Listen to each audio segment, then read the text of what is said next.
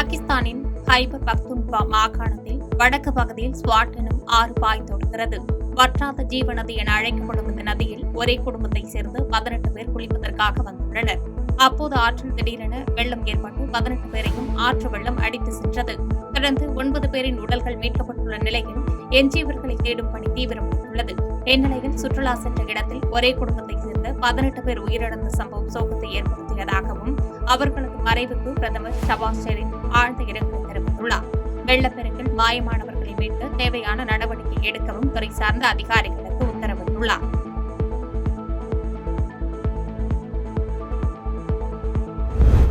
ஏர் India விமான நிறுவனத்தில் சரக்குகளை கையாளும் பிரிவில் கொண்டாட்ட நிகழ்வு தொடர்பான வீடியோவால் சர்ச்சை ஏற்பட்டு 4 பேர் பணி நீக்கம் செய்யப்பட்டனர். கடந்த 15 தினங்களுக்கு முன்னதாக ஏர் இந்தியா விமானம் விபத்துக்குள்ளானதில் 270 பேர் பலியாகினர். இந்த சம்பவமானது இந்தியா மட்டுமின்றி உலகம் முழுவதும் அதிர்வலையை ஏற்படுத்தியது. இந்நிலையில் விபத்துக்குள்ளான ஏர் இந்தியா விமான நிறுவனத்தின் சரக்குகளை கையாளும் பிரிவில் பணிபுரியும் ஊழியர்கள் கொண்டாட்டத்தில் ஈடுபட்டது போன்று வீடியோ சமூக ஊடகங்களில் வெளியாகி சர்ச்சையை கிளப்பியது. இந்நிலையில் இந்த சம்பவத்தில் 4 மூத்த அதிகாரிகளை பணி நீக்கம் செய்து ஏர் இந்தியா நிறுவனம் உத்தரவிட்டுள்ளது.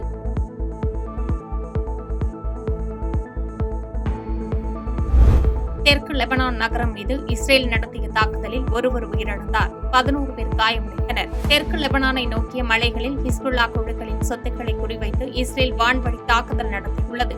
இதனைத் தொடர்ந்து லெபனானில் உள்ள குடியிருப்பு கட்டிடம் ஒன்றின் மீது இஸ்ரேல் தாக்குதல் நடத்தியது. இதில் கட்டிடத்தின் மேல்தளம் இடிந்து விழுந்தது.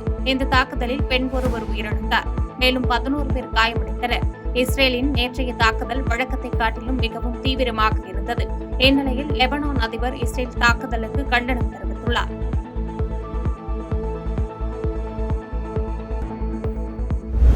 கனடாவுடனான வர்த்தக பேச்சுவார்த்தையை அமெரிக்க அதிபர் டிரம்ப் நிறுத்தியுள்ளதாக தகவல் வெளியாகியுள்ளது.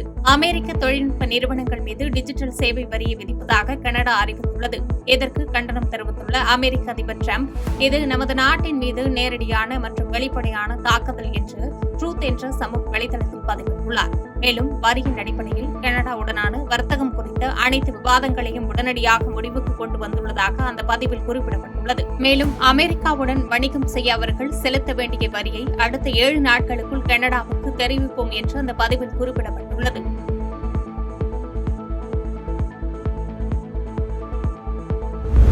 பிரான்ஸ் நாடாளுமன்ற அவையின் போது மேற்கூரையிலிருந்து மழைநீர் கசிந்ததால் பரபரப்பு ஏற்பட்டது. பிரான்ஸ் நாட்டின் பல்வேறு பகுதிகளை கனமழை புரட்டி எடுத்தது. மேலும் மழையோடு புயல் காற்றும் வீசியதால் மரங்கள் முறிந்து விழுந்தன. மழையைத் தொடர்ந்து பாரிஸ் உள்ளிட்ட முக்கிய நகரங்களின் வீதிகளில் வெள்ளம் பெருக்கெடுத்து ஓடியது. கனமழையால் ஏற்பட்ட இடிபாடுகளில் சிக்கி பிரான்சில் 12 வயது சிறுவன் உட்பட 2 பேர் உயிரிழந்ததாகவும் 17 பேர் படுகாயமடைந்துள்ளதாகவும் தெரிவிக்கப்பட்டுள்ளது.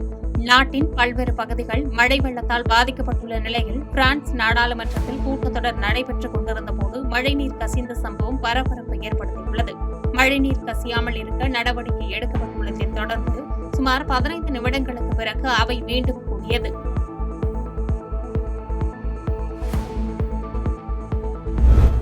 ஆபரேஷன் சிந்து நடவடிக்கையின் கீழ் 4400க்கும் மேற்பட்ட இந்தியர்கள் ஈரான் இஸ்ரேலில் இருந்து மீட்கப்பட்டுள்ளனர். ஈரான் மற்றும் இஸ்ரேல் இடையே சமீபத்தில் போர் நடைபெற்றது. இதையடுத்து அந்த இரு நாடுகளில் வசித்து வந்த இந்தியர்களை மீட்டு அழைத்து வருவதற்காக மத்திய அரசு கடந்த 18ஆம் தேதி ஆபரேஷன் சிந்து என்ற பெயரில் நடவடிக்கையை மேற்கொண்டது. இந்நிலையில் இதுவரை 19 சிறப்பு விமானங்களில் 4400க்கும் அதிகமான இந்தியர்களை இந்தியா மீட்டுள்ளது என வெளியுறவு அமைச்சக செய்தி தொடர்பாளர் ரந்தீப் ஜெய்ஸ்வால் தெரிவித்துள்ளார். இந்தியர்களை வெளியேற்றுவதற்காக தங்கள் வான்வெளியை திறந்த ஈரான் அரசாங்கத்திற்கு நன்றியும் கூறியுள்ளார்.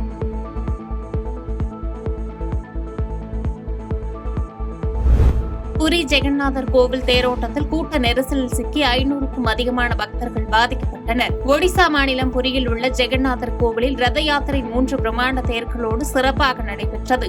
இந்நிலையில் தேரோட்டத்தில் ஏற்பட்ட கூட்ட நெரிசலில் சிக்கி 500க்கும் அதிகமான பக்தர்கள் மருத்துவமனையில் அனுமதிக்கப்பட்டனர்.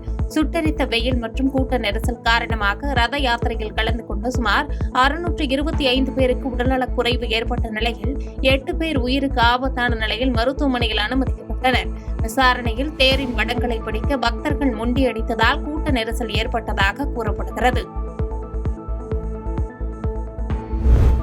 கொல்கத்தா அரசு கல்லூரிக்குள் மாணவி கூட்டு பாலியல் வன்கொடுமை சம்பவத்தில் திரிணாமுல் முன்னாள் நிர்வாகி மற்றும் 2 மாணவர்கள் உட்பட 3 பேர் கைது செய்யப்பட்டனர். மேற்கு வங்க தலைநகர் கொல்கத்தாவில் அரசு சட்ட கல்லூரிக்குள் 1ஆம் ஆண்டு மாணவி ஒருவர் கூட்டு பாலியல் வன்கொடுமைக்கு உள்ளாக்கப்பட்ட சம்பவம் அதிர்ச்சியை ஏற்படுத்தியுள்ளது. இது தொடர்பாக கல்லூரியின் முன்னாள் மாணவரான வழக்கறிஞர் 2 மூத்த மாணவர்கள் கைது செய்யப்பட்டுள்ளனர். கைதான மூவரையும் 4 நாட்கள் காவலில் எடுத்து போலீசார் தீவிர விசாரணை மேற்கொண்டு வருகின்றனர். குற்றம் சாட்டப்பட்ட முக்கிய நபரான முன்னாள் சட்ட மாணவர் திரிணாமுல் காங்கிரஸ் மாணவரணி முன்னாள் நிர்வாகி என்று கூறப்படுகிறது.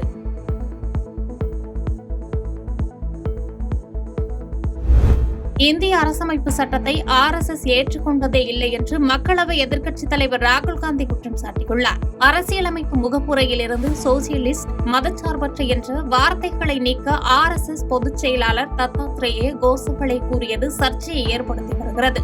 இதற்கு கண்டனம் தெரிவித்துள்ள மக்களவை எதிர்க்கட்சித் தலைவர் ராகுல் காந்தி எக்ஸ் தளத்தில் பதிவு ஒன்றை வெளியிட்டுள்ளார்.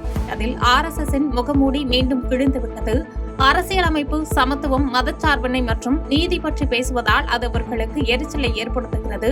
சிறுபான்மையினர் மற்றும் ஏழைகளின் உரிமைகளை பறித்து மீண்டும் அவர்களை அடிமைப்படுத்துவதே அவர்களின் நோக்கம் என்று சாட்டியுள்ளார்.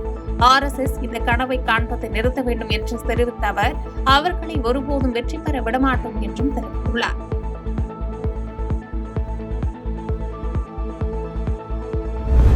காசாவில் உதவி விநியோக மையத்தில் உணவுக்காக காத்திருந்தவர்கள் மீது இஸ்ரேல் நடத்திய தாக்குதலில் 62 பேர் உயிரிழந்தனர். காசாவின் பல்வேறு பகுதிகளில் நேற்று இஸ்ரேலிய தாக்குதல்களில் குறைந்தது 62 பாலஸ்தீனியர்கள் கொல்லப்பட்டனர்.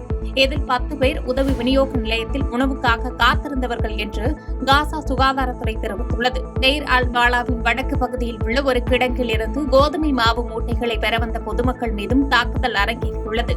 2023 அக்டோபர் 7ஆம் தேதி முதல் காசா மீதான இஸ்ரேலிய தாக்குதல்களில் குறைந்தது 56,331 பாலஸ்தீன மக்கள் கொல்லப்பட்டுள்ளதாகவும் 1,32,632 பேர் காயமடைந்துள்ளதாகவும் காசா சுகாதாரத்துறை அமைச்சகம் தகவல் தெரிவித்துள்ளது.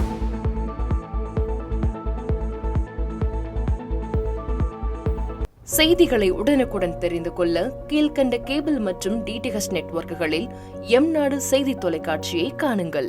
பாதகம் செய்பவரை கண்டால் நாம் பயம் கொள்ளலாகாது பாப்பா. மோதி மிதித்துவிடு பாப்பா, அவர் முகத்தில் உமிழ்ந்துவிடு பாப்பா.